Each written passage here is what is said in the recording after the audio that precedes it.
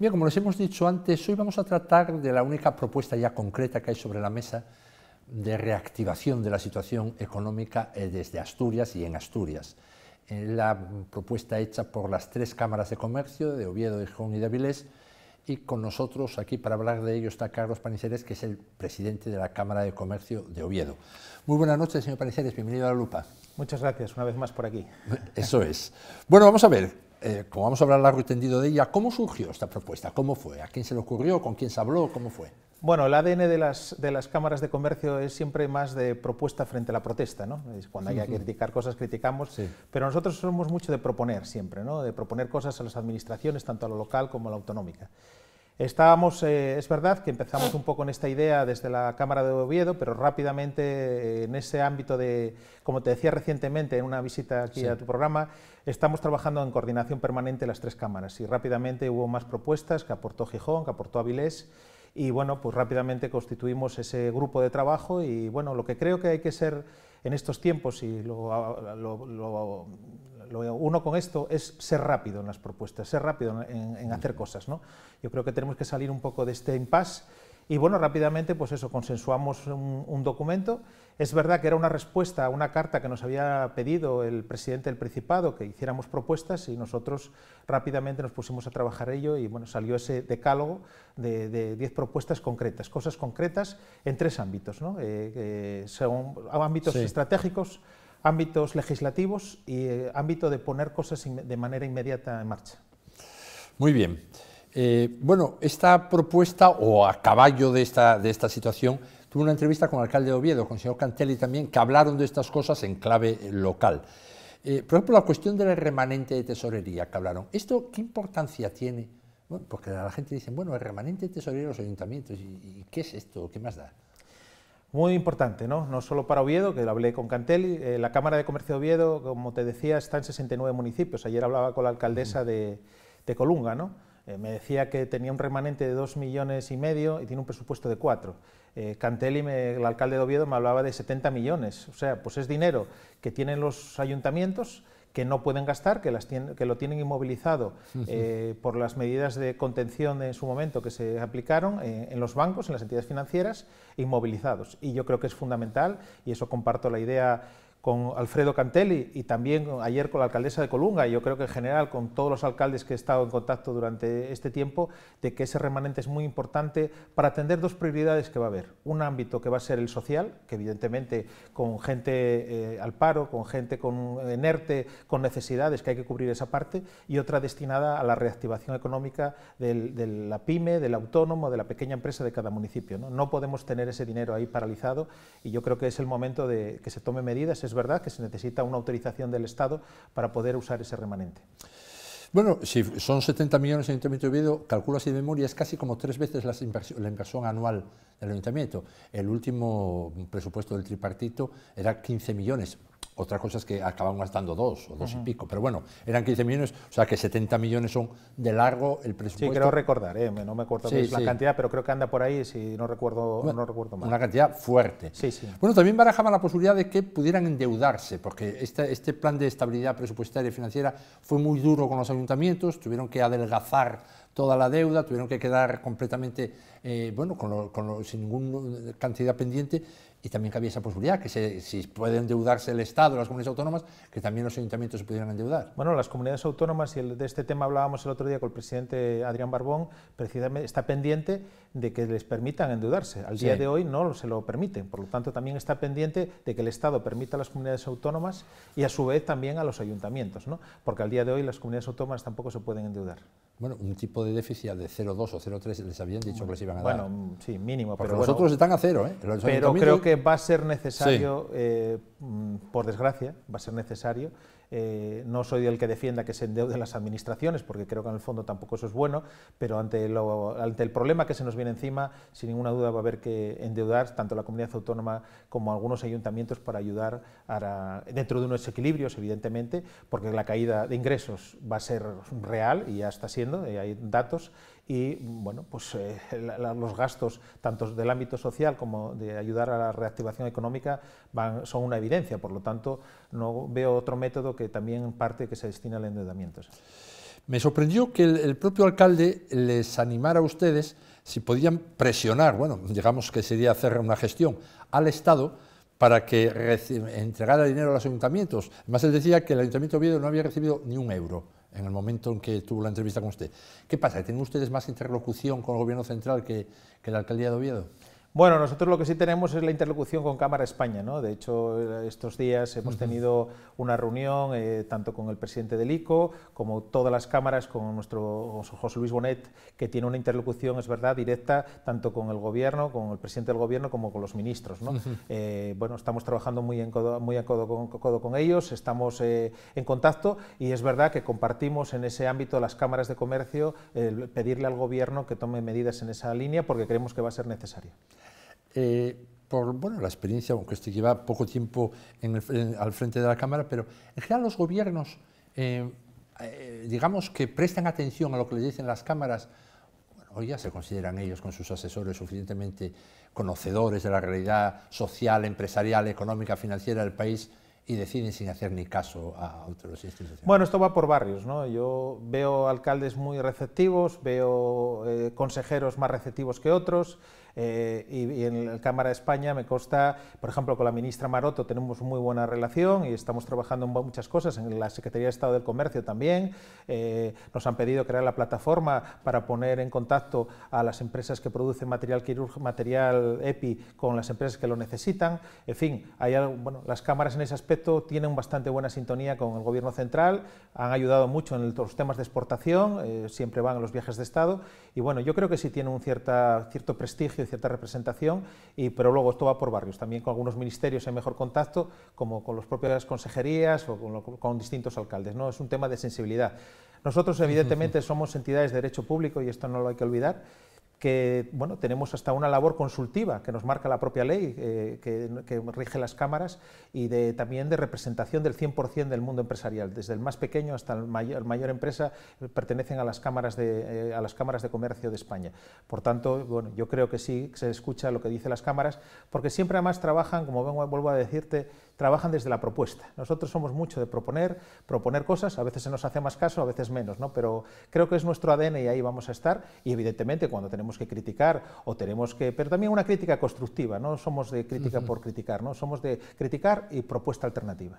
Son más de propuesta que de presión. ¿O a medias ahí? Bueno, cuando hay que decir, yo me acuerdo cuando se habló de que nos quitaban, por ejemplo, el AVE a León, pues hicimos un comunicado, las tres cámaras, puesto de acuerdo, por cierto, con la Cámara de Valladolid, la Cámara de León, y la Cámara de Segovia y la de Astorga, defendiendo que no se quitase el AVE. Por lo tanto, bueno, tenemos que pedir una cosa, la pedimos, ¿no? Y estamos en la plataforma del noroeste, en fin. Pero también siempre con ese ámbito de, ante una situación, proponemos una salida. O sea, creo que es un poco nuestra forma de ser, ¿no? Sí. Trató una cuestión con el alcalde de Oviedo que está caliente en los últimos tiempos en el ayuntamiento, que es la cuestión de las licencias urbanísticas, la agilización. ¿Cómo está esa situación ahora? Porque en un momento determinado que parecía que acababa deteniendo la actividad de la construcción. Si los trámites se prolongan sin edie, pues nada, un circuito que tiene X gestiones, si se para aquí, pues no tiene sentido seguir comprando ladrillos, vamos. Bueno, pues estamos de enhorabuena. ¿Ah, sí? Sí, estamos de enhorabuena. Llevamos 2 años reclamando medidas, habíamos avanzado algunas medidas también con el gobierno del tripartito para intentar desbloquear la situación, que fueran conscientes del impacto económico que tenía para la ciudad. Y desde que llegó el nuevo equipo de gobierno, con otro ángulo distinto, pero se creó una mesa de trabajo liderada por Nacho Cuesta, el teniente alcalde y concejal de urbanismo, donde está la principal patronal, la CAC, los colegios profesionales, el presidente también de OTEA y el presidente de comerciantes y la Cámara de Comercio, ¿no? Por lo tanto, una mesa donde están representados los distintos colegios profesionales y las patronales más afectadas por el tema de las licencias. Hemos estado trabajando estos meses y bueno, pues digo que estamos de enhorabuena porque en esta semana pasada ya hay medidas concretas por parte del concejal, ya hay una responsable de jefa de licencias y se han, además, aprovechando este parón, la enhorabuena es que muchos expedientes paralizados se han liberado. Y bueno, pues una de las cuestiones es la declaración de obras sin necesidad de declaración previa, ¿no? Que en lo que permitía la ley, que no estaba utilizada casi en Oviedo, pues a partir de ya se puede utilizar. Y otra serie de medidas que creo que Oviedo puede pasar de ser digamos, uno de los mayores problemas a ser un sitio de referencia ya en Asturias, incluso a nivel nacional, si siguen en esta línea que nos ha prometido el concejal Nacho Cuesta y nos prometió el alcalde, y bueno, yo creo que eso va en la buena dirección, que enlazamos precisamente con una de las medidas que queremos prioritarias para la reactivación económica, el tema de eliminar la excesiva burocratización, ¿no? No podemos seguir teniendo los tiempos antiguos, ante lo que nos vamos a encontrar. Probablemente algunos alcaldes me dicen, es que hay medidas que se nos permite por el estado de alarma, pero cuando esto termine volvemos al modelo tortuga, ¿no? El modelo tortuga, válgame la expresión, no vale para afrontar la situaciones extraordinarias, medidas extraordinarias. Tenemos que romper inercias. No vale decir que esto siempre se hizo así, tenemos que hacer las cosas de otra manera, porque si volvemos a esos tiempos y frente a este reto tan enorme que vamos a tener, o sea, un comerciante quiera modificar un letrero, estas cosas que pasan, que no tiene sentido, y bueno, la propia administración, el propio concejal nos lo reconocía, y los propios funcionarios, que no tiene sentido, que costaba más cambiar un letrero que abrir un local. En fin, hay cosas que tienen que ir a otra velocidad y no podemos poner trabas a que el mundo empresarial se desarrolle, hay que cumplir unas normativas, hay que cumplir la ley, tiene que haber una tutela efectiva, nadie discute tal cuestión, pero con unos trámites y sobre todo también no duplicidades. El ayuntamiento solicitas una cosa, se lo manda al Principado, el Principado se lo manda al ayuntamiento, está el expediente subiendo y bajando durante un año. No puede ser. De hecho, esto también lo habíamos hablado con el Principado, lo habíamos también en el tema del Ramir, por ejemplo, con Juan Cofiño, lo habíamos hablado, la eliminación para muchas actividades. Estaba trabajando también Berta Piñán en la eliminación de algunas limitaciones que había con la ley del Camino de Santiago. Para cambiar una teja hacía falta un expediente, retejar una casa, se tardaba pues a lo mejor 6, 7 meses. En fin, todas estas medidas tienen que ir encaminadas a facilitar que la actividad económica fluya y no rémoras. El jueves estuvimos aquí entrevistando a Nacho Cuesta y yo deduje que el confinamiento había venido muy bien al Ayuntamiento de Oviedo, porque no tuvieron más demandas. Evidentemente, en vía telemática hubo muchas menos peticiones de cosas y pudieron concentrarse en superar lo que llevan atrasado. En cualquier caso, oyéndolo usted, uno siempre, en esta cuestión, uno siempre le viene a la cabeza que la mayor parte de estas cosas es voluntad política. Es decir, bueno, esto lo vamos a solucionar. Cuando un equipo de gobierno no quiere solucionar especialmente algo, no es que diga que no, es que lo deja pasar y está. En este caso ya la situación había llegado a ser un problema enorme. Y bueno, llega otra gente y dice, bueno, pues igual que se estaba tardando en contestar, se puede contestar al día siguiente. Vamos, yo no veo ahí que haya... Bueno, yo no digo que sea tan fácil, porque si fuera tan fácil, luego hay trabas y rémoras. Un sistema, por ejemplo, cambiar las ordenanzas, tardas 2 años, pues es un sistema que no tiene sentido, ¿no? Cambiar una ordenanza 2 años para poder aplicarla. En fin, la velocidad del mundo va a otra velocidad. Tenemos un modelo que funciona como del siglo XVIII. Hay que tener políticos valientes, que tomen medidas valientes. Yo sé que a veces algunas de las medidas hay resistencias, eso que yo denomino a veces el establishment, ¿no? De la resistencia a cambiar nada, la resistencia a ese control que a veces no tiene sentido, es un control por el control y no se dan cuenta el efecto del daño económico que le puede provocar una ciudad, que si mañana intentamos atraer inversión a una ciudad como Oviedo, o alguien quiere abrir un negocio en Oviedo, una cadena importante, y sabe que si va a tardar 1 año en conseguir la licencia, pues se va a otra ciudad. No somos competitivos, y esto ha ocurrido, o sea, y esto lo hicimos entender, y al final de la legislatura lo comprendieron, la gente del tripartito también, del efecto negativo que tuvo para Oviedo esa paralización, ¿no? Entonces, bueno, yo sé que es un tema a veces de voluntad, de tomar gente que esté dispuesta a romper amarras y no decir aquello de como siempre se hizo así, no, aquí hay que hacer las cosas distintas. Pero bueno, a veces no es tan fácil, Yo sé que a veces cuesta, para nombrar la jefa de licencias ha estado meses, y bueno, pues ahora ya está Carmen, ya la nueva jefa de licencias, una cosa que llevábamos sin jefa de licencias pues alrededor de casi 1 año y medio. O sea, hay cosas que son sorprendentes, la administración a veces lleva esos ritmos, pero que la vida real va a otra velocidad.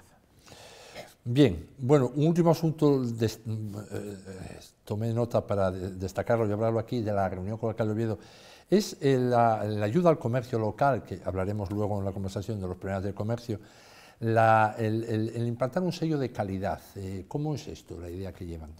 Bueno, nosotros también ahí trabajamos también con el otro teniente alcalde y concejal de Economía, Javier Cuesta. De hecho, me acaba de llamar hace un momento, tenemos una reunión el viernes a las 9 de la mañana, otra vez, porque se constituyó también al inicio de esta legislatura la Mesa del Comercio, en la cual está el concejal de Economía y responsable Javier Cuesta, la Cámara de Comercio y las distintas asociaciones de comerciantes de Oviedo. Y estamos trabajando en distintas medidas. Yo ahí también, y además no me importa, bueno, no me importa, no, yo cuando tengo que decir las cosas las digo para lo bueno y para lo malo, ¿no? Felicito también que se tomaron medidas desde el primer día a favor del comercio, a favor de la hostelería, bueno, había algunas dudas, pero se fue valiente a tomar medidas, bueno, sin ir de tasas y de pagos de cosas que no tenían sentido, con todos los negocios cerrados, no pudiendo tal y pagando tasas, ¿no? Y bueno, ahí creo que se fue rápido y se fue valiente por parte de Javier y la verdad que le felicito por esas decisiones. Y bueno, se está trabajando en el tema del comercio local, que se consuma, vas a dar a conocer un tema de sello de calidad, digitalización. Bueno, la Cámara está trabajando mucho en esa línea con la concejalía, porque esa va a ser otro de los retos, ¿no? Vamos a tener que comprar de otra manera y van a vender de otra manera, ¿no? Y tienen que adaptarse. Esa digitalización pendiente. Esta misma mañana lo hablábamos con el número 3 de Telefónica, José Cerdán. Hay que cambiar, hay que digitalizarse y el que no esté digitalizado probablemente hasta este reto para la venta, pues probablemente acabará cerrando su negocio, ¿no? Yo por eso creo que todas las medidas que vayan en temas de calidad, digitalización, etcétera, etcétera, van en la línea correcta para combatir esa falta de consumo y dificultades de consumo, de acceso de los consumidores por las medidas además higiénico-sanitarias que va a haber que tener. Yo había pensado, cuando vi el sello de calidad, bueno, calidad puede englobar muchas cosas, que un asunto totalmente competitivo debido al COVID-19, si no, ni había que hablar de ello, es implantar unos códigos sanitarios que no había, implantarlos en los locales, tanto sea de hostelería como en el comercio, para que la gente entre con comodidad, para que si va un probador no tenga problemas en ese probador, para si toca una mano un mostrador no tenga problemas. Y eso pasa, pues pasarle geles. Yo siempre digo, hay un ejemplo, aunque ahora el Congreso de los Diputados son reuniones con pocos diputados, pero es un ejemplo, el Congreso de los Diputados lo vemos todos, es como la sala de casa, la conocemos. Cada vez que sale alguien a hablar, llega un ujier, le cambia todo. Acaba de hablar, limpia todo. Bueno, pues como la vida de todos es tan importante, la de un diputado como la de cualquiera que va por la calle, a esa escala, en los negocios, que eso va a tener más costes, sin duda ninguna va a tener más costes, pero la calidad tiene que ir muy relacionada con lo sanitario. Sí, es una de las líneas que dentro del amplio tema de la palabra calidad, que bueno, habla de la calidad del producto, bueno, varias cuestiones, ¿no? Una de las líneas que se va a trabajar precisamente es ayudas a esa modernización y a tomar medidas preventivas y sanitarias, ¿no? Es verdad que ahora ya no nos imaginamos ante esta situación, bueno, otros escenarios, ¿no? Donde vivíamos tanto en el ámbito del comercio, de la hostelería y, bueno, como decías, medidas preventivas, medidas higiénicas, baños en sus condiciones, limpios, en fin, promover, bueno, el consumo en esos sitios que hagan esa inversión.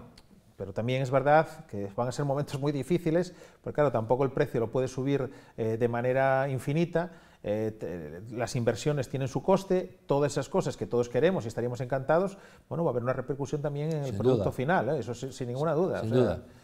No se puede trabajar a pérdidas, eso está claro. Probablemente por eso también va a haber que promover mucho la venta online, el consumo online. Bueno, creo que algunas cosas que en España no había mucha cultura de esto, probablemente vamos a tener que adaptarnos a otro tipo de cultura y los negocios se van a tener que reinventar, ¿no? Bueno, una encuesta que hicieron ustedes, Cámara de Comercio de Oviedo, a lo largo del mes de abril, una temporada del mes de abril, una encuesta sobre los sectores de actividad, cómo estaban. 72% de turismo, destaqué estos dos, 67% de comercio, 72% de turismo, 67% de comercio, cero, sin actividad. Bueno, esto es una situación evidentemente que jamás había pasado, solo sería posible un cierre patronal de no sé qué sentido para estar así con todo. Bueno, tremendo, ¿no? ¿Ustedes qué les pareció esta encuesta? ¿Qué les hizo pensar? Bueno, una matización. La encuesta no era de la Cámara de Comercio de Oviedo, era de las cámaras de comercio de Asturias. Y la lideraba en este caso la Cámara de Avilés, que además hizo un trabajo magnífico. Nosotros pusimos esa encuesta y rápidamente un observatorio, ¿no? Porque de hecho está en marcha.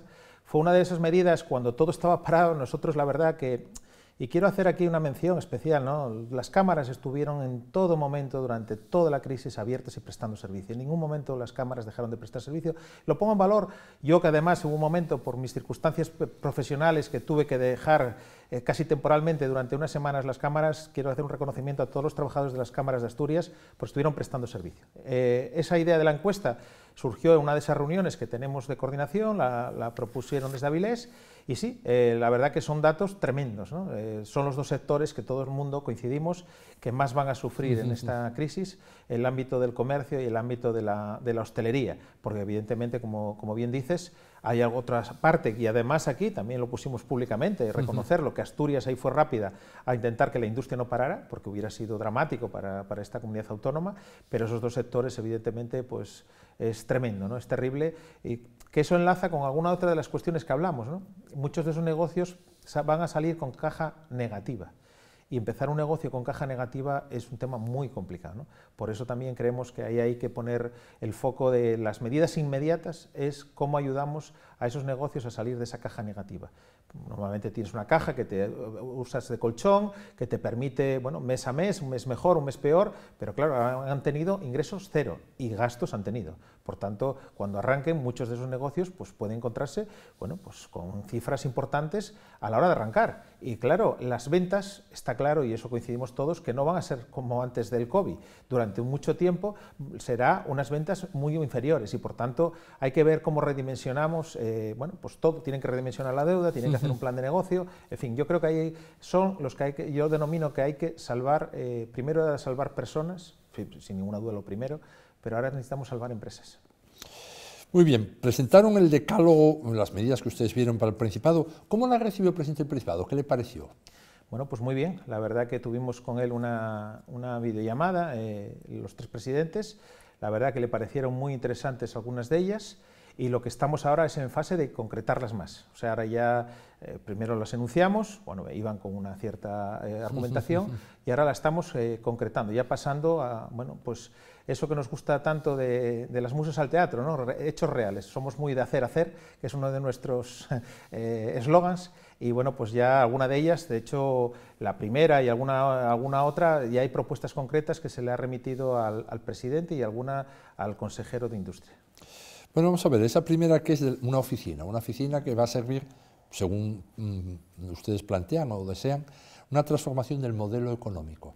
Bueno, esto es fuerte, ¿no? Transformar todo el modelo económico asturiano, además, no piensan lo pesada que es nuestra industria y demás.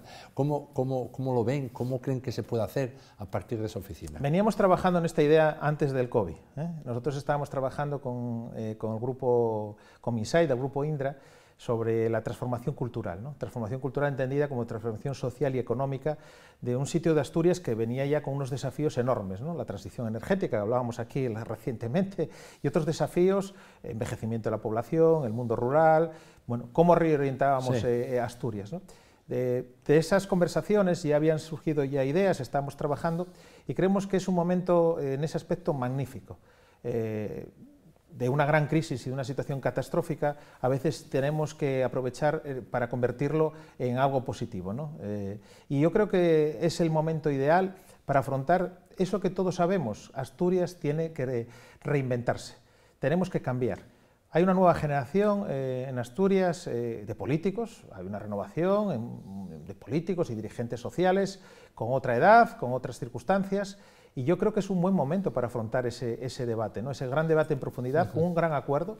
Esa oficina se trata de sentar en la mesa, bueno, tiene una variedad de fases que todavía no lo hemos hecho público, pero lo haremos público, está el borrador del documento, pero sobre todo es un gran acuerdo, ¿no? Un gran acuerdo de los agentes sociales, económicos, políticos de Asturias, de cómo vamos a intentar diseñar la Asturias del futuro, la Asturias de los próximos 30 años. Tenemos que cambiar, no podemos seguir así, no por el COVID, es que ya teníamos retos más atrás del COVID que todo el mundo era consciente, todo el mundo de manera a veces informal o de manera oficiosa te reconoce que hay que cambiar, pero nadie está dispuesto a cambiar.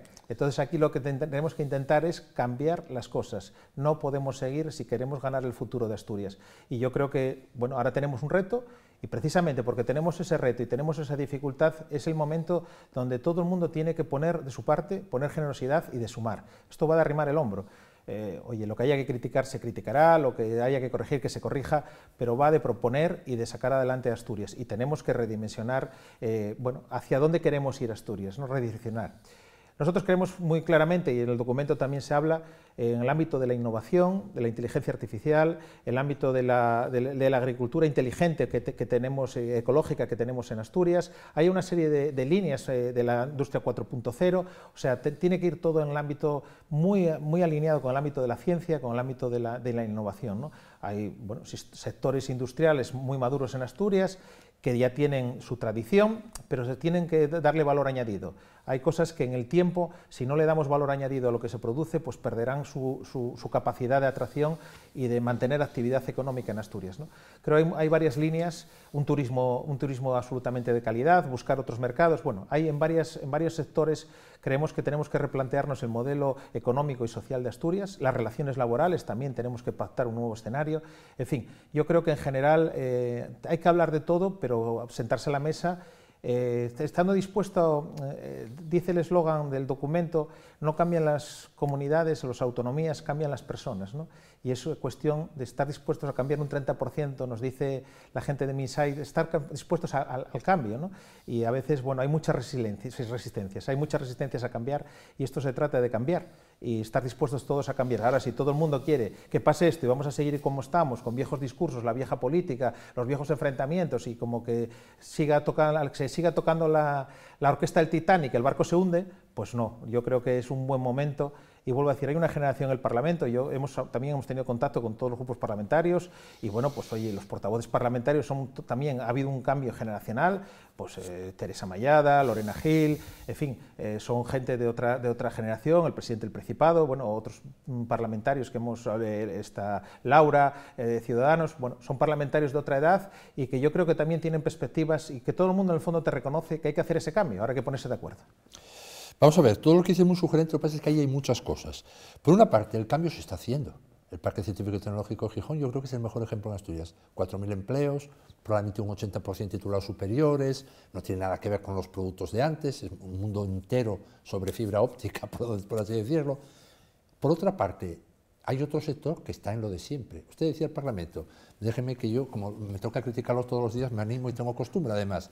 Bueno, los discursos son los más viejos de todos. Yo voy en coche, les oigo hablar y es idéntico a lo que decían Ovidio Sánchez, el otro y el otro, pues no voy a nombrar a más, pero es que yo no veo ahí que surja, o sea, el Parque Científico y Tecnológico es un síntoma. Esto, por otra parte, si revisamos las empresas, el top 10 son las de toda la vida. Arcelor, antes Ensidesa, por el medio tuvo otros nombres, EDP, antes Biblioteca del Cantábrico, Asturiana de Zinc, Capsa, antes Central Lechera Solo, son los de toda la vida, los grandes. Es decir, que hay empresas que a mí me parece muy bien que están desde siempre, que son las grandes, y condicionan lo que ellos hacen para lo bueno y para lo malo, lo condicionan, claro que lo condicionan. Por otra parte está fuerzas que emergen ligado a nuevos titulados de estos últimos 20 años, y bien, tercero, llega el Parlamento, que es no la vanguardia de la sociedad, sino el coche escoba. Van por detrás, poniendo ley a lo que ya hizo ley la sociedad, poniendo trabas a donde ya no son trabas. Yo realmente lo veo así. Por ejemplo, el Parlamento lo veo en un sitio de escasa rentabilidad de trabajo, muy escasa, en normas, en todo, y luego de un discurso que yo no lo veo nuevo. No sé, claro, usted lo veo más optimista que como soy yo tengo otra edad, pero es que no los veo, no veo que ahí haya... Bueno, pues a lo mejor lo que se trata es que desde la sociedad civil sí, empujemos hacia ese cambio, ¿no? Y obliguemos también a la clase dirigente política a cambiar. Yo respeto mucho el ámbito político, sé que hoy hablar bien de los políticos no se lleva, todo el mundo es a criticar al ámbito político, pero bueno, yo creo que es el sistema democrático que tenemos, creo que hay que respetarlo, ha habido errores que se cometieron, pero creo que es el mejor de los posibles, ¿no? que tenemos. Evidentemente ellos también tienen que readaptarse y tienen que cambiar. Yo también coincido que hay que salir a veces de encasillamientos ideológicos. Creo que ahora esto no va de ideologías, esto va de que todo el mundo, el que no esté a la altura de las circunstancias, ante el reto, ante el mucho sufrimiento que va a haber económico, mucha gente se va a quedar en paro, mucha gente lo va a pasar mal, necesitamos que también los políticos, como se dice, la gente joven se ponga las pilas, ¿no? Y yo, bueno, espero que todo el mundo esté a la altura de las circunstancias. Yo creo que los viejos discursos ahora no van, las elecciones ya se produjeron en su momento, hasta dentro de 3 años y pico no hay elecciones en Asturias, y yo lo que se necesitan grandes acuerdos, y se necesita también, evidentemente, cambiar discursos. Evidentemente, y reconozco, sin ninguna duda, que el tema del Parque Tecnológico de Gijón es un caso de éxito magnífico. De hecho, en otra dimensión y en otra dirección, nosotros venimos defendiendo el tema de la Vega precisamente para en la parte buena que hay que copiarla, y ahí Gijón se hizo muy bien, y la Vega deberíamos intentar, con un ámbito más biosanitario, hacer algo parecido. Pero le pongo ese ejemplo, ¿no? No podemos hablar ahora mismo, volver al viejo debate de Oviedo contra el Principado contra Oviedo, señores. Y estaba la cosa enfocada, espero que no se desenfoque ahora. Siéntense, pónganse de acuerdo aquí, Ayuntamiento de Oviedo, aunque sea de un color político, Gobierno del Principado de Asturias, aunque sea de otro, pónganse de acuerdo y vayamos a Madrid a desbloquear de una vez el tema de la Vega en el Ministerio de Defensa, para poner en valor unos terrenos con espíritu metropolitano, con un espacio de oportunidad. Ahora, si volvemos al viejo discurso, que si es que el bloquea Oviedo, otros que es Oviedo que bloquea contra el Principado, ese recorrido no nos lleva a ningún sitio, ¿no? Esas son las cosas, por ejemplo, que hay que superar. Es un ejemplo muy gráfico que todos sabemos, que venimos escuchando de esto los últimos 30 años, ¿no? Y todo el mundo tiene su parte de razón, seguro, y creo que habíamos conseguido, y desde la Cámara habíamos sido muy impulsores de pedirles a ambas partes que, por favor, pusieran por delante el interés general, porque yo hace poco se lo decía públicamente. Oviedo, sin la ayuda del Principado, sus grandes retos, el proyecto del Cristo y el proyecto de la Vega, sin el Principado es muy difícil que lo pueda desarrollar, y además hay que ir a pegarse con un tercero, que es el Ministerio de Defensa Madrid, ¿no? Necesitamos alinear voluntades, que es de lo que se trata. El Ayuntamiento en esos dos proyectos son enormes y ambiciosos, no es ni titular del suelo. Así es. Con lo cual ya para empezar a hablar ya se empieza con un problema muy gordo, ¿eh? Sí, pero tiene la ordenación urbanística que si también bloquea, si quiere bloquear, lo puede bloquear. Sí, exactamente. Aquí es lo que no podemos ir a los bloqueos. Necesitamos es cómo sacamos las cosas adelante. Los grandes proyectos. Yo voy a poner un ejemplo que muchas veces se habla, ¿no? Estamos en una situación de tocar fondo, ¿no? Asturias, en algunas cosas habíamos cambiado, pero hay un tema de tocar fondo. Y Asturias, además, no siente a veces ese fondo porque tenemos, bueno, la transferencia del Estado en el ámbito de las pensiones es muy, muy importante, ¿no? Y por tanto, a veces no tenemos esa sensación de tocar fondo. Cuando se habla siempre de la transformación de Bilbao, ¿no? Ellos tocaron un fondo y hicieron algo parecido a lo que nosotros planteamos, ¿no? ¿Cómo vamos a replantearnos el Bilbao de futuro? ¿Qué querían decir muchos? Hay que seguir apostando por la misma, por la naval, por la siderurgia. No querían cambiar. Nos lo contaba el teniente alcalde de Bilbao, 85% de la población en contra del Guggenheim. Nadie quería hacer el Guggenheim, lo que representa el Guggenheim. No el Guggenheim, sino toda la transformación. Dedicar dinero e invertir en otras cosas, arriesgar, tomar decisiones. Evidentemente hay que tomar riesgos. Hay que ser esa palabra que se puso de moda, disruptivos, pero hay que llevarlo a hechos y tomar iniciativas que algunas pues tendrán sus riesgos, algunas saldrán bien y otras saldrán mal. Pero si lo que se pretende es que siga todo igual y mantenemos esto como que aquí no pasa nada, el problema es que el contador de Asturias va hacia atrás, por el envejecimiento de la población, porque la transferencia y el reto de la nueva financiación de las comunidades autónomas para Asturias, nos lo decía el actual ministro cuando estuvo en la Cámara de Comercio, Escrivá, dijo, ustedes todo el cambio que pueda producirse en el tema de financiación casi siempre van a seguir perdiendo. Sí. Porque en parte somos beneficiarios, por tanto casi mejor que no lo casi mejor que totalmente, no lo, que nunca haya otro nuevo modelo. Que no lo toquen, ¿no?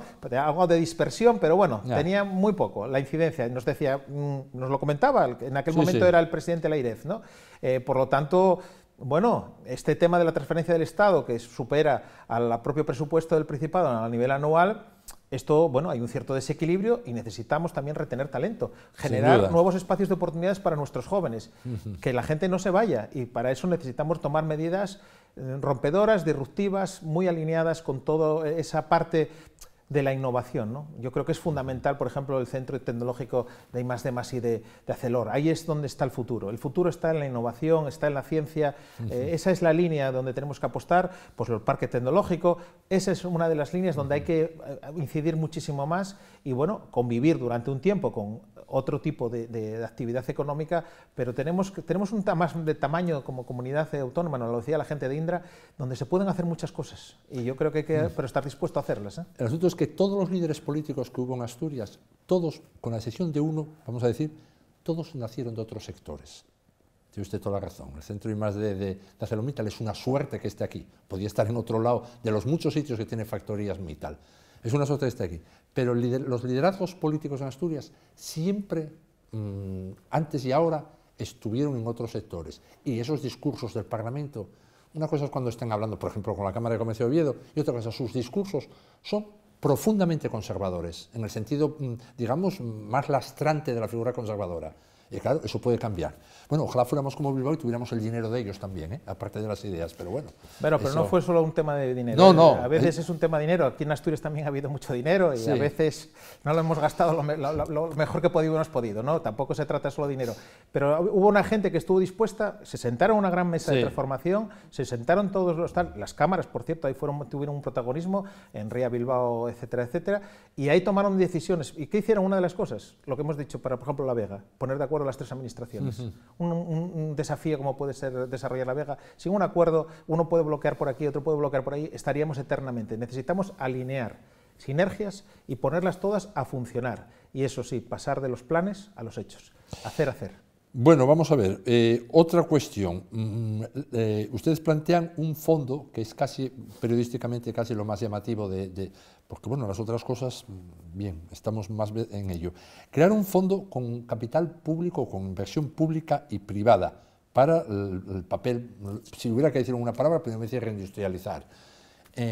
Bueno, ¿esto cómo lo vio el presidente del Principado, ese fondo público-privado? ¿Sí? La verdad que lo vio muy bien y nos mandó que lo plasmáramos en una propuesta concreta. De hecho, estamos en ello. Yo creo que esta semana ya tendremos el borrador. Nosotros, si decimos una cosa, la hacemos, ¿eh? Somos así. Estamos trabajando con expertos en la materia. Sí, la verdad que, bueno, es una de las ideas que estamos... Además, esto lo unimos a nuestra iniciativa de la Oficina de Captación de Inversiones, que era una iniciativa que estaba a punto de ponerse en marcha cuando llegó el COVID-19. Por primera vez se iba a hacer una oficina de captación de esa palabra también mágica para nosotros, que es la colaboración público-privada. Nunca se había hecho que las políticas de atracción de inversión se hicieran con ámbito público-privado y se iba a hacer entre las cámaras de comercio y el IDEPA, ¿no? Una propuesta que nos apoyó el presidente del Principado, es verdad, y además también lo quiero reconocer, con una iniciativa apoyada en el Parlamento de Asturias por el Grupo de Ciudadanos. Aquí cada uno, lo que le toca a cada uno, ¿no? Pero bueno, el presidente esa propuesta la apoyó y bueno, la refrendó, y otros grupos parlamentarios.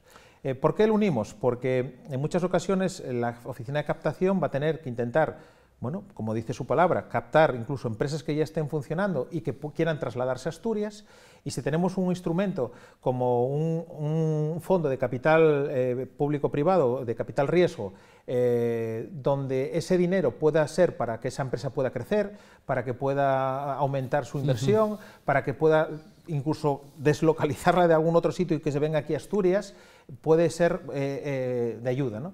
No hay en este momento, en la SRP hay un tema de fondo, se le llama fondo de capital, pero no es un fondo de capital riesgo. Esto sería la primera vez que el Sodeco, Sadin tienen otro formato. Estamos hablando de un fondo de capital riesgo público-privado, donde estaría el Gobierno de Asturias, ojalá esté algún ayuntamiento, estén las entidades bancarias. Yo he hablado con algunas de ellas ya y la verdad que he visto muy buena actitud, y estarían también gente que quisiera tener su capital e invertir en ese fondo de capital por su propia ley, la ley nacional, no hay que tampoco hacer ninguna ley nueva, permite también que tenga una exención en temas de plusvalías, etcétera, etcétera. Por lo tanto, la gente que invierta ahí, pues también, bueno, tendría un reconocimiento fiscal, ¿no?, para ser atractivo, para poner el dinero. Estamos acabando de desarrollarlo y yo creo que en esta semana ya tendremos el primer borrador para mandárselo al presidente del Principado.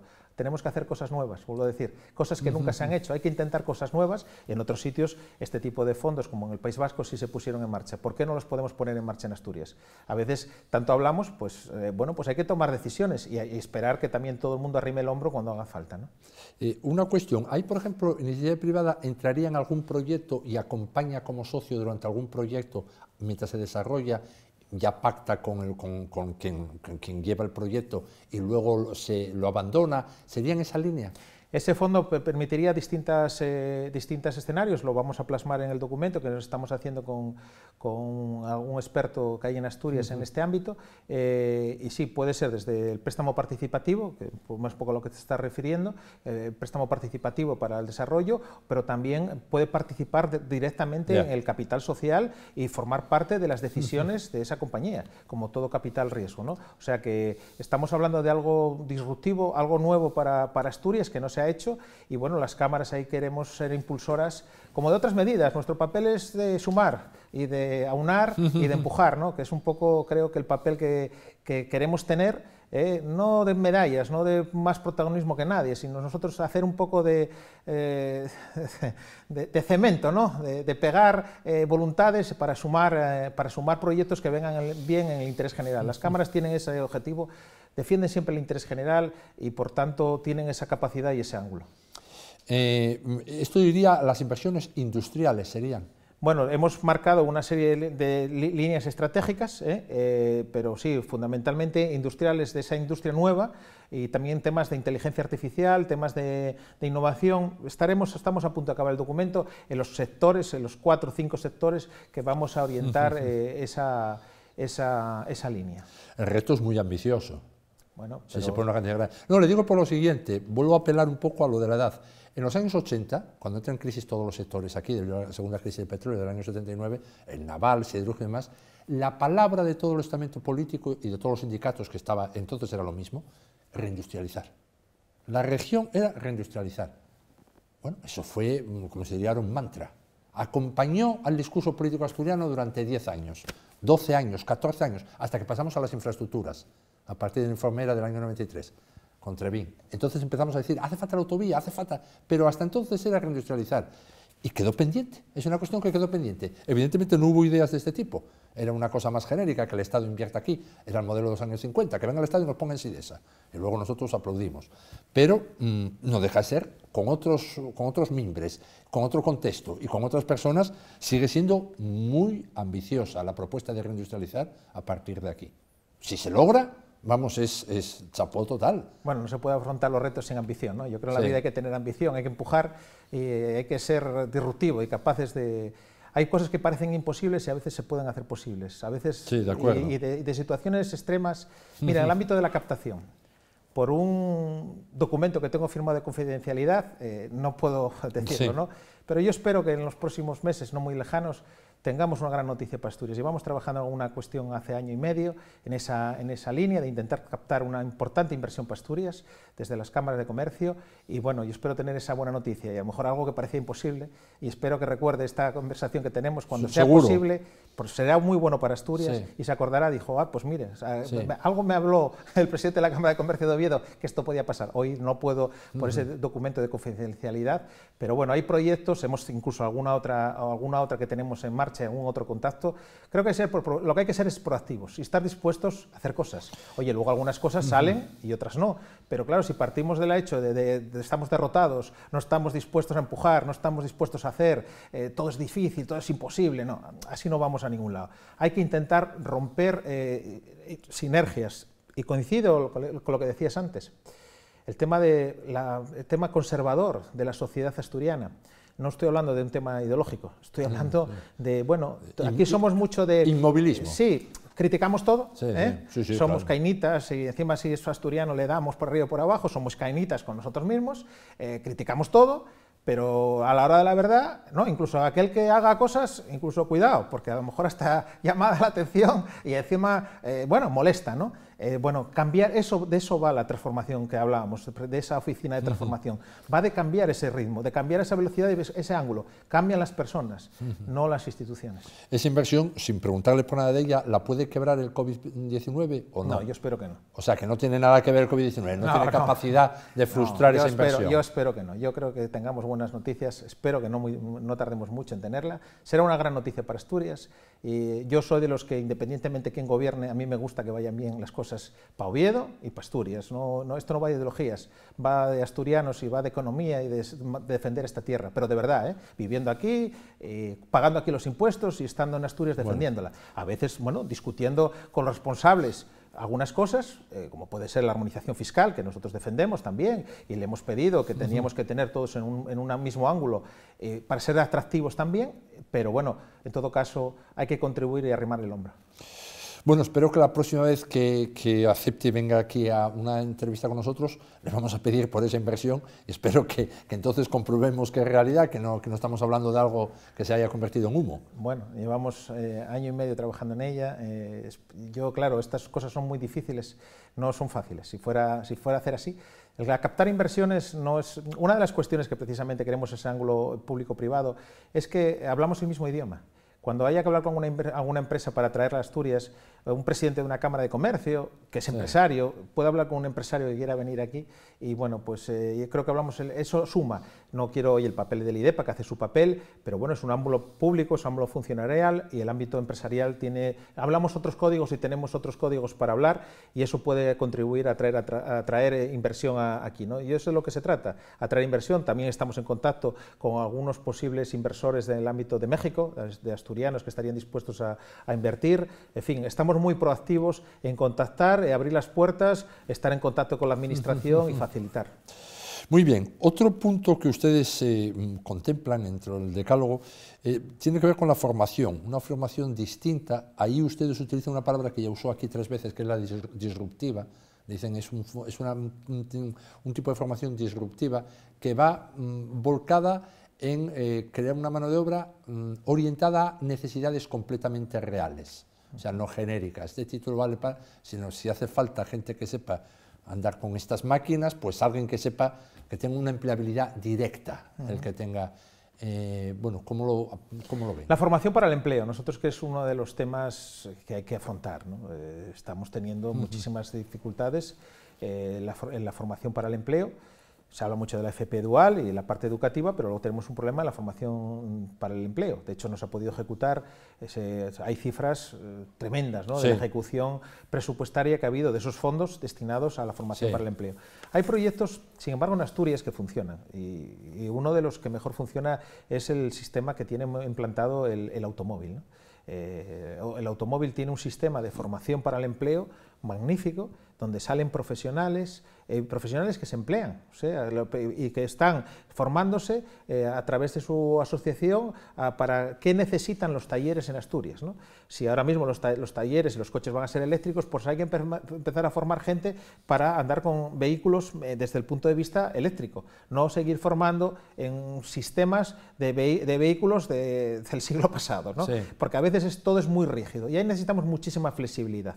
Queremos muchísima flexibilidad, tiene que ser mucho más proactivo a esa unión empresa público-privado, buscar mecanismos que permitan formar a la gente para esas actividades que hace falta. No podemos seguir con un modelo que sigue formando, y bueno, yo con todo mi respeto, auxiliares administrativos en varios centros en Asturias, cuando realmente la demanda de empleabilidad en auxiliares administrativos es el que es. Tenemos que orientar, los orientadores profesionales, sí. Y bueno, justo antes del COVID habíamos hablado también con una persona de Valnalón que había tenido una amplia experiencia y nos decía, pero la dificultad, él sabía sí. Lo que había que hacer, había llevado toda la vida peleando con esto, pero cada vez que quería cambiar cualquier cosa, una vez más, la resistencia al cambiar.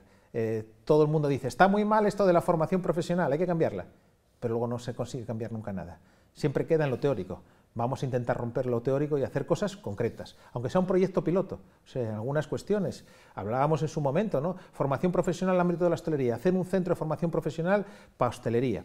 Hay algunos programas europeos que desarrollamos en la formación, podemos llamarle formación profesional, ¿no? Un programa que se llama el PICE, Dinero Europeo para Jóvenes de menos de 30 años, donde se les forma una serie de habilidades. Hace poco hicimos uno en colaboración con Telefónica y luego pues muchos de ellos fueron luego contratados en habilidades, en este caso tecnológicas, ¿no? Y encima vienen con una subvención para luego ser contratados al menos durante 6 meses.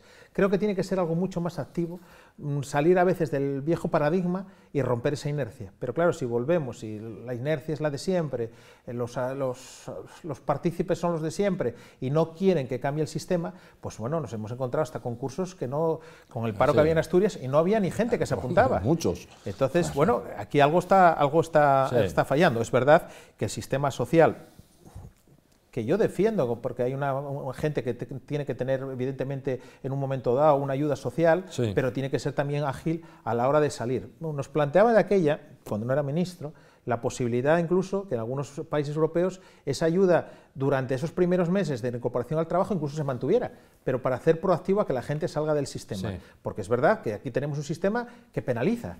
Tú quieres salirte, claro, trabajas 3 meses y luego tú vuelves otra vez a poder entrar en el sistema 6. Y entonces la gente que opta, pues no entrar en el sistema. Con lo cual, pero de esto llevamos hablando ya meses. Cambiémoslo, sí, cambiémoslo, vayamos al Parlamento y pongámonos de acuerdo, porque de este tema hemos hablado con todos los grupos parlamentarios y todos están de acuerdo, que el sistema no funciona. Pues cambiémoslo. No sé por qué es tan difícil cambiar las cosas. Bueno, en FP se intentó la FP dual, pero sí, a pequeña escala, con muy poca cosa, no un montón de gente, no un montón... Y bueno, todos los años se dice que va a ser el futuro. Aquí se dice siempre lo que va a ser el futuro y se corre sin mover los pies detrás de la misma zanahoria. Es una cosa, ahora lleva 3 años el sector político, empresarial y demás diciendo la FP dual, la FP dual, la FP dual. Bueno, pero no da ese paso, no hay un montón de cursos, no hay un montón de empresas a las que ir. Uno mira Castilla-La Mancha y está mucho más desarrollada Castilla-La Mancha, no California, mucho más desarrollada la FP dual que en Asturias, lo cual a mí no me cuadra, pero bueno, somos así. Hay muchas dificultades. Como te decía, nos lo contaba este experto del Banlalón, que llevaba toda la vida en FP, y él mismo reconocía que había sido tal, que bueno, pues la resistencia sí, a cambiar, a adaptarse. Yo de esto algo sé, cuando en una cuestión que me queda muy cercana, intentamos montar un centro de formación profesional, en principio en colaboración, había muchas resistencias a la coparticipación, ¿no?, entre lo privado y esto no va a hacer prácticas, va de integrar. Va de que cuando se vaya a hacer, qué necesidades hay las empresas asturianas de formación, qué puestos de empleo se van a generar. Y hay modelos en el País Vasco, en Aragón. Yo hemos tenido una reunión con Cueli, el director general, le he visto con buena predisposición. Ahora, la resistencia del sistema al cambio, está muy mal, llamemos lo que quieras, es verdad que claro, hay que tomar decisiones difíciles y duras, pero no podemos tener los mismos centros y mantener la misma inercia. Y por tanto, lo que hay que hacer es formar a esos profesionales en otros conocimientos para que impartan otros conocimientos y adaptar los conocimientos a la realidad. Lo que decía, si estamos dando formación de hace 30 años, no tenemos que estar dando formación por dónde van las nuevas tendencias. Hay que romper con inercias. Ahora también es verdad que va a haber resistencias al cambio. Yo sé que las decisiones duras, a veces que hay que tomarlas, a veces tienes tus riesgos, y entiendo en el ámbito político, que protestas y quejas, sí, pero o salimos de esa inercia o, no sé, esto se acaba. Una cuestión más que ustedes plantean dentro de las que todavía quedan del decálogo, me parece muy importante después de esta pandemia, porque quedamos como quedamos, que es un plan de promoción. O sea, un plan de promoción de esta tierra para poder captar inversiones, para poder captar turistas, para poder... vamos a ver, tenemos una imagen herida, queramos o no, después de esto, cuando ya de por sí éramos un tanto difíciles para unas cuantas cosas. Bueno, ¿cómo ven ese plan de promoción? Que lo ponen, a mí me parece excelente ya pensar en un plan de promoción, que también tendrá que ser distinto a los anteriores, probablemente de mayor envergadura además, de más recursos comprometidos. ¿Cómo lo ven el plan de promoción? No, creo que es fundamental, ¿no? A ver, Asturias, sin embargo, en el ámbito del turismo, por el tema del COVID, puede ser beneficiado. Lo hablábamos con expertos todos estos días que hacíamos los webinars en la Cámara, ¿no? ¿Por qué? Porque precisamente es un turismo, no es un turismo masificado, es un turismo de, bueno, más bien de montaña, es un turismo de naturaleza, no somos el sur o no somos las islas, ¿no?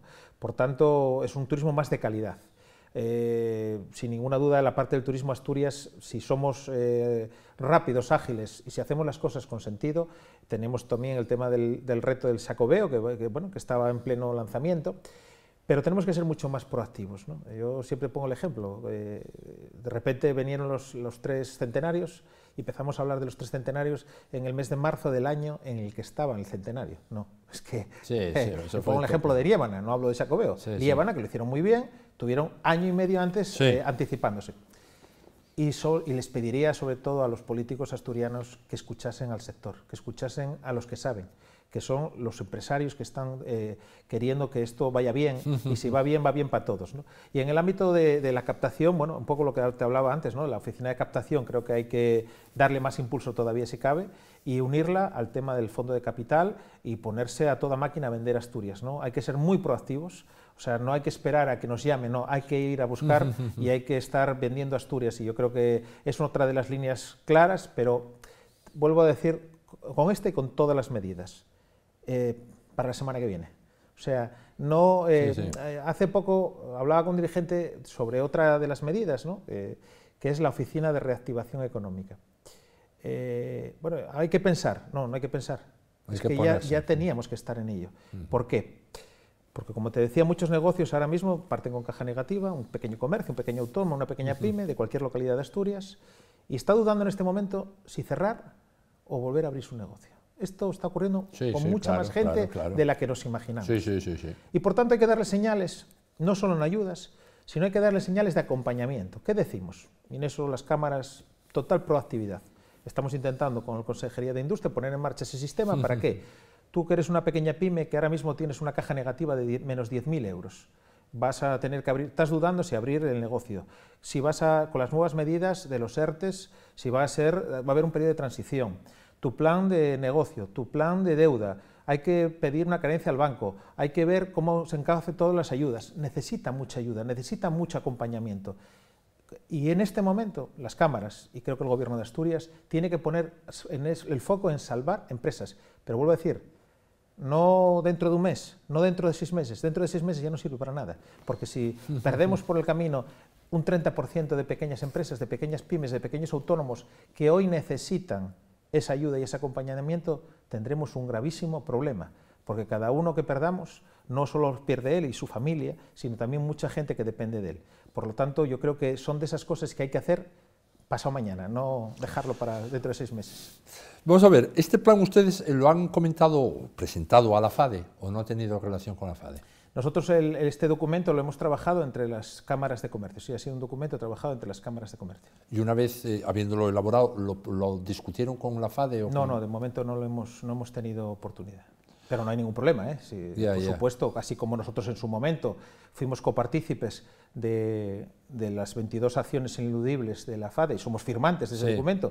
De hecho, a mí me tocó coordinar una de esas partes de ese documento, pues no hay ningún problema de compartir el documento con la FADE, con las organizaciones sociales, civiles. Hemos hablado ya con todos los grupos parlamentarios, nos queda foro y creo que pasado mañana hablamos con él, con lo cual, bueno, somos muy proactivos a tener conversación con todo el mundo. ¿Y con algún otro alcalde, aparte del señor Cantelli? Sí, claro. Yo, el documento de las cámaras en este momento creo que los tienen todos los alcaldes de Asturias. Estamos pendientes de una reunión con la presidenta de la FAC. Yo personalmente he hablado con el alcalde de Mieres, de Ribadesella, de San Martín del Rey Aurelio, de Cangas de Narcea, de Valdés, que son del territorio de la Cámara de Comercio de Oviedo, y la de Colunga ayer. O sea, y a todos les hemos hecho llegar la propuesta. No, somos muy participativos y muy plurales en las cámaras de comercio. Vamos a ver, una cuestión. Debido a todo el cambio que está detrás de toda la conversación de lo de la pandemia, ¿qué debe, a su entender, qué deben hacer el Gobierno central, el Gobierno autonómico, los ayuntamientos con los impuestos? Tal cual están, someter a moratoria, bajarlos, elevarlos, porque tienen poco dinero para hacer frente a los gastos. A entender de ustedes qué es lo que tienen que hacer. Bueno, no va a ser fácil, ¿no? La solución no es fácil. Evidentemente, subir los impuestos ahora mismo no tendría ningún sentido, ¿no? Evidentemente. Yo creo que en general los ayuntamientos tienen mucha sensibilidad. Por lo que he hablado, nosotros hicimos desde la Cámara un catálogo de qué medidas se estaban tomando. El alcalde de Llanera también el otro día, hablábamos con él. Se han tomado medidas precisamente de tema de tasas, de aplazamientos, de ayudar a ese pequeño comercio y a sus empresarios, ¿no? Porque todos valoran muchísimo que son el sustento de muchas economías en el ámbito rural y en el ámbito de todos los municipios de Asturias, ¿no? Yo creo que evidentemente yo no he escuchado a nadie hablar de subir los impuestos y yo creo que ahora necesitamos un periodo de adaptación. También es cierto que evidentemente va a haber una caída de ingresos y yo creo que todos los ayuntamientos de Asturias van a tener que rehacer sus presupuestos, igual que el Gobierno de Asturias. O sea, yo creo que, sin ninguna duda, ante este escenario que se viene, las prioridades, a mi modo de ver, tienen que ir en dos líneas generales y fundamentales. Sin ninguna duda, un apoyo en lo ámbito de lo social, porque va gente que lo va a pasar muy mal y hay que garantizar, sin ninguna duda, esa cohesión social que yo defiendo y siempre he defendido, la economía social de mercado, que es la que se defiende, y evidentemente, a su vez, ayudar a la parte económica para que se reactive, que es la mejor garantía también de que haya empleo y que luego contribuya a esa reactivación y al pago de impuestos y mantener el estado de bienestar, ¿no? Y yo creo que son las dos áreas donde ahora mismo hay que reorientar el presupuesto, y habrá que tomar algunas medidas que probablemente a lo mejor son complicadas y duras, de suspender algunas cosas que a lo mejor pues son accesorias, pero ahora toca lo que toca.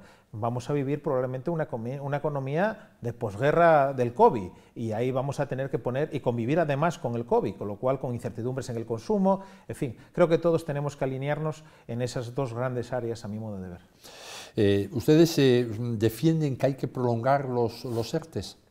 ¿O que, bueno, en cuanto pase el periodo de los estados de alarma, los ERTES se finalizan? No, nosotros hemos defendido desde el primer día, y además puedo poner ejemplos. No puede pasar de 0 a 100, porque la empresa no va a pasar así. Una cadena de comercio que pueda tener 50, 30 tiendas y tenga 100 empleados. Si mañana ha abierto, sus ingresos, con la caída del consumo, con el miedo, con la convivencia, no puede soportar esos 100 empleados de 0 a 100. Por lo tanto, tiene que haber un periodo de transición entre el ERTE por causa mayor, etc. Lo va a pasar lo mismo con el tema de la hostelería. O sea, si tú pasas de un ERTE al 100% de tus empleados, un chigre asturiano que tenga una sidrería, que tenga 10 empleados y ahora mismo va a tener una terraza al 50%, ¿cómo va a poder mantener a 9 camareros? Bueno, no la van a abrir. Bueno, bien, no la van a abrir. Pero en un escenario, por poner ese ejemplo, ¿no? Por lo tanto, tiene que haber esa medida de que no se podía, no, tiene que haber no se puede pasar de 0 a 100, porque el consumo va a tardar y va a ser un consumo distinto, y hay incógnitas que no sabemos, y tiene que haber un periodo de transición, de volver a una normalidad relativa, que probablemente nunca será nada como fue. Y como antes hablabas, pues las propias medidas higiénicas, la distancia social, las medidas de mucho tipo que hay que tomar para proteger la salud, va a cambiar mucho el tipo del negocio, ¿no? En los ERTES el Estado está en este momento pues asumiendo nóminas que no le corresponderían, por hablar así, de casi 3 millones de empleados o de trabajadores, que en la práctica, siendo un 70%, no sé si son unos 4.500 millones los que puso por este último mes. Bueno, basta multiplicar para darse cuenta que son algo más de 50.000 millones al año, si fuera un año entero, lo cual excede con muchísimo, porque está pagando por pensiones 156.000 millones, por sueldo de funcionarios 133.000, en fin, entendiendo ese periodo de transición, pero no va a dar para mucho, a no ser que el Estado suba impuestos, porque por irracional, y es cierto que nos parezca, la coyuntura más parecida, que fue 2011, Rajoy subió todos los impuestos al llegar. Es así. O sea, como dijo él, a mí me faltan 70.000 millones que había antes y los tengo que cubrir de alguna manera, si no dejo de pagar gastos propios. Entonces, vamos a manejarnos, o los gobernantes se van a manejar en esta doble cuestión. ¿Cuánto puedo cubrir yo? ¿Cuánto puedo salir por empresas, por autónomos? Los autónomos en esta misma cantidad. Todos sabemos cómo están cobrando con las puertas cerradas, que es lógico porque no les dejaron trabajar, ¿eh? Eso hay que decirlo ya por delante. No ya de justicia social, sino de justicia pura y dura. Si no me dejas trabajar, por lo menos cobro un mínimo. Pero es muy complicado todo esto, ¿eh? No es esta frase que dicen los políticos, hay gente que lo está pasando muy mal. No, mira, te voy a echar los números y vamos a lo concreto. Verás cómo este es un nudo gordiano complicadísimo de solucionar. Yo no recuerdo otra coyuntura, a mí que me gustan bastante lo de los números, no recuerdo otra coyuntura como esta, como la actual. Sí, sin ninguna duda, ¿no? Se habla bueno, pues de muchas crisis, posguerra, etcétera, etcétera. Es un nudo gordiano, y sin ninguna duda no hay, yo creo que soluciones mágicas no las hay. No las hay. O sea, yo creo que no las hay. Y trasladarle también a la población, y yo a veces alguien me dice, y algunos amigos, joder, es que eres muy pesimista. No le pueden decir eso. Yo creo que hay que ser realista, o sea, hay que ser realista, que esto va de sangre, sudor y lágrimas. O sea, esto va a haber mucho sufrimiento. Y esa idea de que en Europa nos lo va a solucionar todo y que nos va a dar todo el dinero que necesitemos y que no hay ningún problema, yo no comparto esa idea. Europa nos tiene que ayudar y de hecho hace poco teníamos a Diego Can hablándonos en la Cámara de Comercio y cómo están reaccionando otros países, que más o menos las medidas van en esa línea, ¿no? ¿Cómo vamos a salir de esto? Pero evidentemente con muchos sacrificios. O sea, esto no va a ser fácil y hay que intentar hacer cosas con sentido común. Por eso digo que también es muy importante, aunque sean medidas transitorias para salvar a empresas, porque cada empresa que salves, en el fondo va a ser menos subsidios en su momento que tengas que pagar. Sin duda. O sea, y por eso, pero estas medidas tienen que ser rápidas. No podemos esperar. O sea, y yo ahí soy un poco crítico y ahí, bueno, a veces alguien me dice, joder, es que estás empujando todo el día. Es que en estas semanas que hemos estado todos, es verdad que, bueno, yo creo que hay un tema hasta psicológico, un cierto cataclismo, que todo se nos viene encima, todo es muy difícil. Creo que teníamos que haber sido ya más proactivos, ¿no?